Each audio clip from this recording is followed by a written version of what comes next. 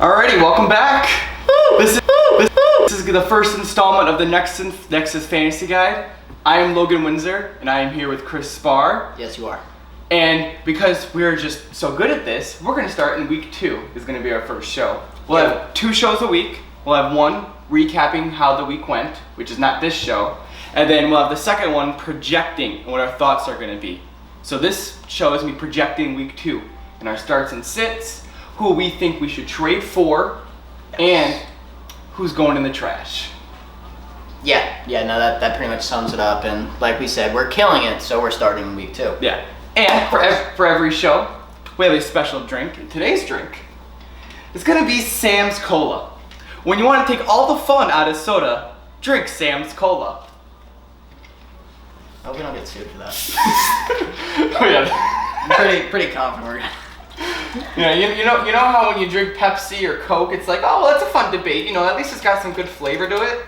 Sam's Cola? No. They're not having any of that. Hashtag not sponsored, by the way. We aren't sponsored, nor will we ever be after that. And I doubt they have their own commercials, so I doubt they care. Alrighty, you ready to get this started? Yeah, let's break it out. All right, 10 minutes on the clock, starting now. Oh, there we go. So, our first topic's gonna be overreacting. Every week 1 of every fantasy season, everyone overreacts to everything. So, Chris, who are you trading for and taking advantage? So I think it's reasonable to say that Nick Chubb looked sad in that week 1 opener. Oh, he looked very sad. He looked sad. He didn't look like the Nick Chubb of last year, who was second in the league in rushing yards. But Kareem Hunt looked awesome. Oh my God. Fantastic. And he wasn't on any of my teams because I didn't trust him. And I thought, Nick Chubb's the way to go in that Browns backfield. I'd say trade for Kareem Hunt, or even if you have him, trade him away. Either or. Overreact. Other people are going to be overreacting too. If you don't think he's going to keep doing it, you're sell high. You're just going to give up on Nick Chubb, the 2nd round pick? In most fantasy leagues? He was my 2nd round pick too. I don't care. Alright. This is to take advantage of dumb people. Yes. If you're thinking of trading Mike Thomas, stop it. If you have someone in your league that wants to get rid of Mike Thomas, be that friend that steals him. Because Mike Thomas is the best receiver in the league. Will he be out a few weeks? Yes. Did he have a rough week 1? Yes. He's Michael Thomas. Stop it. Yeah, Stop it. What a friend you'll be, robbing him blind of Michael Thomas. Be that friend. Be that friend. Come on, there's always bad blood in fantasy. How about you end the season with no friends and a trophy? It's the way to do it. And Chris, it's week 1, so there's other ends of the spectrum where players just played so bad, you gotta put them in the trash bin. So Chris, who are you taking to the trash this week and cutting from your lineup? For no rational reason. Well, if you were like me, maybe you watched a little bit of ESPN or something and got some advice from those guys. And they were mentioning how D-Jack's going to get back some of that Philly magic, the same way Nick Foles did. How did that work out? Cut him. Get rid of him. Just gone. Sign a kicker or pick up a defense in case you have a good one and you don't want to drop him. Any roster space would be better used than having Deshaun Jackson in it. You know what? You know what I'm gonna do? I'm gonna drop D-Jax and pick up Jordan Love. Because Jordan Love just as effective. Has a better chance of breaking out than Deshaun Jackson does. And for me, hey, Stephen Gostkowski had a bad game, didn't he? So, clearly you'd cut him. But this is going to go overall in general. If you have to start a kicker in your league, stop it. Talk to your commissioner and tell him no more kickers. Or start Adam Vinatieri because he's still in all the fantasy pools. Hey, who did I start this week in my fantasy league? I don't remember. I started Chandler Catanzaro, who's been out of the league for 2 years, still won. Whoa. Wasn't he on the Giants for a week? That still means he's out of the league, because the Giants aren't part of the league. From New York, man. No kickers. So mean. All right. It's so mean. We're at 3 minutes. And quickly, we're going to just do our starts of the week. Chris, I'm going to start off with you. Chris, which quarterback are you just confident in this week? Timmy Brady. Timmy Brady. Timmy Brady. Tom Brady is the man. Don't give up on him. Sorry for yelling. But Chris, the Buccaneers suck. They suck. They're terrible. Yeah, but the Panthers are so much worse. They really are. Okay, so Panthers the Bucks are against the secondary- Panthers, and you're just saying because Tom Brady's got a good matchup, take advantage of that. Obviously, not to mention he's Tom Brady, the golden child. All right, well, I'm gonna talk about another old guy who's got a really good matchup. Let me ask you this. By the way, Chris is a Vikings fan. Yes. How is the Vikings secondary? It's bad. It's young. The oldest person in is 24, and Cam Dantzler gets exposed weekly. I'm calling it now. It's gonna happen. So the Vikings this week are against the Colts. Oh. So I am taking Phillip Rivers as my start of the week. Did he struggle in week 1? Yes, he's Phillip Rivers. But he's also Phillip Rivers he's very boomer bust. You have great weapons there. Now Jonathan Taylor's a starting running back. Do you think they're really going to give Jonathan Taylor like 30 carries in his first start? Probably not. Probably. And it's going to be a close game, so they're going to rely on Rivers carrying them. I think Rivers is going to have a really good week. Well, speaking of Rivers having a good week, I think that's going to bleed into my receiver. Start T.Y. Hilton.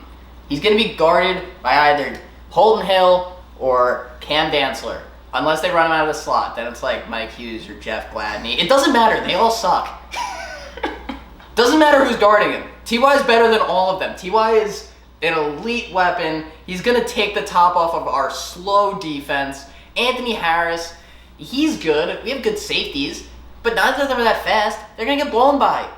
Watch the deep ball. He's going to look like what D-Jack was supposed to be. Yeah.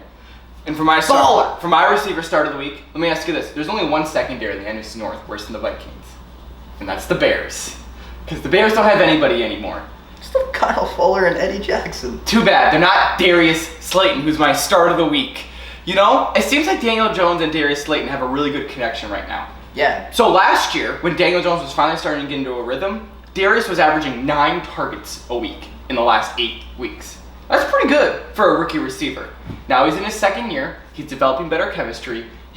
While Daniel Jones had a very Monday Night Football game, Slayton played well. Yeah. Catching 7 of 9 targets, 2 touchdowns. I think if he performs well, which I'm projecting him to, I think he's a wide receiver 2 the rest of the way. That's fair. That's fair. I don't have anything to, vouch against it. So, yeah, you're good. Running back start of the week, Chris. My running back start of the week. I don't really care for running backs. It doesn't matter who you start.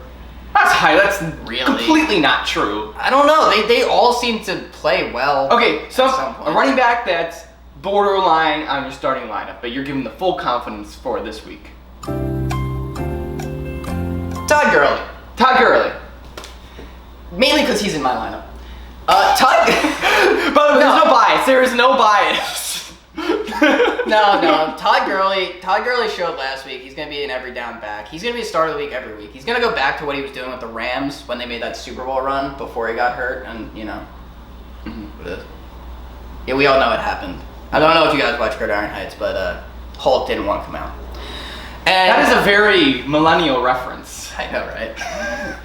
All right, for me, people are freaking out about Austin Eckler. They are panicking in the streets. He had a terrible game. Oh, he's not the lead guy anymore. I need to trade him. He had 19 carries and 6 targets. And 83 yards. Yeah, in a game they were losing pretty much the whole way. I think he's fine. And I think this isn't you're going to bench Austin Eckler, because you should never bench Austin Eckler. But I'm just giving you the confidence that he is going to be an RB1 the rest of the year. And especially against the Chiefs.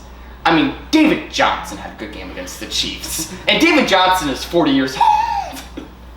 Or at least it feels like he's 40 years old. It feels like he's been in the league forever. He's 28 years old, by the way. There's only a few 40-year-olds in the league, and one of them's my QB start. Yeah.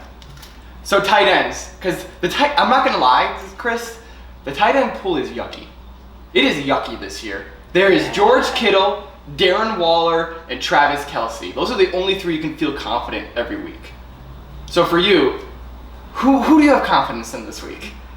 Chris Herndon, Jets tight end, and apparently number 1 receiver. Apparently. But I'm calling him good for at least a touchdown against that shut down 49ers defense. So you're saying he's a touchdown-dependent start? Every tight end is a touchdown-dependent start. Except my tight end, who I will say in a second, but anyway.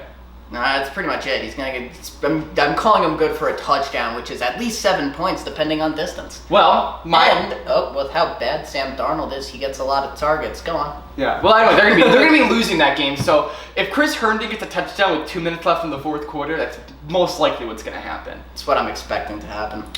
I'm just gonna stick with the NFC North here because keep going back.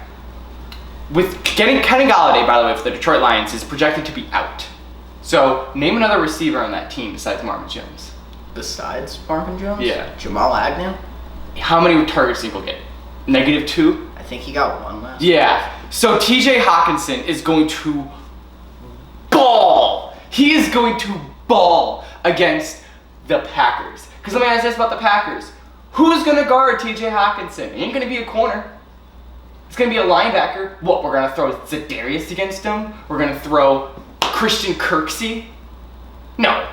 He is going to destroy the Packers. What about Darnell Savage? No. No. Darnell is not a slot guy. And TJ Hawkinson usually runs the slide, running the line. And we'll have to put corners on the receivers. So every time we put the lines, there is some skill position that just goes off. It's usually Marvin Jones. Darnell probably will go against Jones or Jair will. But in the middle of the field, just watch TJ Hawkinson do those curl routes the entire game. Little curl routes and then crossing routes all day. You know what? Over 100 yards. I'm locking it. Over 100 yards for TJ Hawkinson this week. If anyone wants to make a bet with him in the comments, it's easy money. Easy money. All right. So those are our starts of the week. Just like borderline guys who we think we're going to have a good week. Now it's sits. Now it's not just sits. It's, hey, get them out of here. Get them out of your lineup. They're not worth it. They're not worth it, Chris. They're terrible. Yeah, pretty much. So which quarterback are you just getting out of your lineup? The person throwing the ball to TJ Hawkinson, who's apparently going to have over 100 yards. Matt Stafford. Get him out of your lineup and probably off of your roster. As good as I thought he was going to be, he's let me down. He had a good week last week. Staff Sauce is one of my favorite quarterbacks.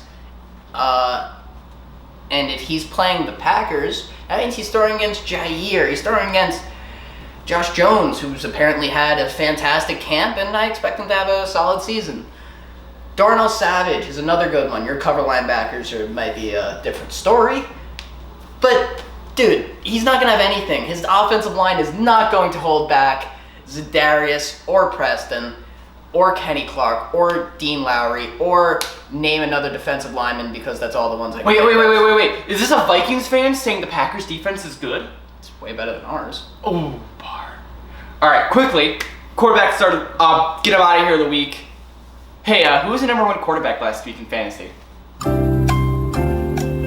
Russell Wilson? I thought it was Aaron. It was Russell? Oh, what? Get him out of your lineup! He ain't worth it! Is he an MVP candidate? Yeah! Has he been a great fantasy player for the last 4 years? Yeah! But he's against the Patriots. What does Bill Belichick do best? He takes away your best player. They're gonna make Chris Carson beat the Patriots on Sunday Night Football. Belichick embarrasses people in primetime games. Wilson's going to have, he's not going to, I don't think you should bench him, but just don't expect the 30, 40 points per game that you were usually expecting from Russ. He's going to, under 20 points, under 15 possibly, because Russ has those like just bomb games every once in a while, and I think this is a trap game coming. A trap game? Yeah. Okay. Anyway, running back, Chris. Who you getting out of your lineup? David Montgomery. The Bears. Was he in anybody's lineup? Maybe. But now he shouldn't be. Flex? Cut him. Trade him. Do whatever you want. I don't want him on your rosters anymore either. He's just as bad. Oh, look at that. 12 minutes. Look at that. He's just as bad as anyone you can find in the free agency. Yeah, he's bad. J.D. McKissick could do just as well in a PPR. We've been waiting for the David Montgomery breakout for feels like forever now, and it's just not happening. Yeah, even though last year was his rookie season. But he's going to be playing the Giants. If he's in your lineup, he really shouldn't be. For one thing, they're solid run stuff. They have a great front four, and Blake Martinez is going to pancake him at least twice up the middle. Oh, yeah. He is bad. He averaged like 3.6 yards per carry his rookie season. He was sad. All right, quickly. How did Aaron Jones do against the Vikings last week?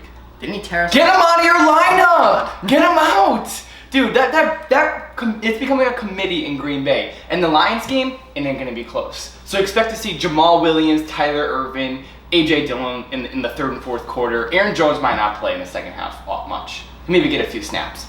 Quickly, receiver, get him out of here the week. Marvin Jones, if you think Kenny Galladay being out's gonna help him, what? Just all the Lions, cut them, get them out. They're bad. Hawkinson's good. Except for Hawkinson, start him. Marvin Jones, bad. He's gonna be locked up by Jair, and he's gonna have Darnell Savage over the top. All right. He's trash. Quickly, Will Fuller. He played well last week, right? Did he? Yeah, he played pretty well. He got like over 100 yards and stuff. I couldn't tell. Get him out of your lineup! He's against the Ravens! Do you really want to start anybody against the Ravens? It's the Ravens! Come on. Sorry about that. Will Fuller's just so irrelevant that Yeah. it didn't cross my mind. Yeah. Alright, tight end really quick.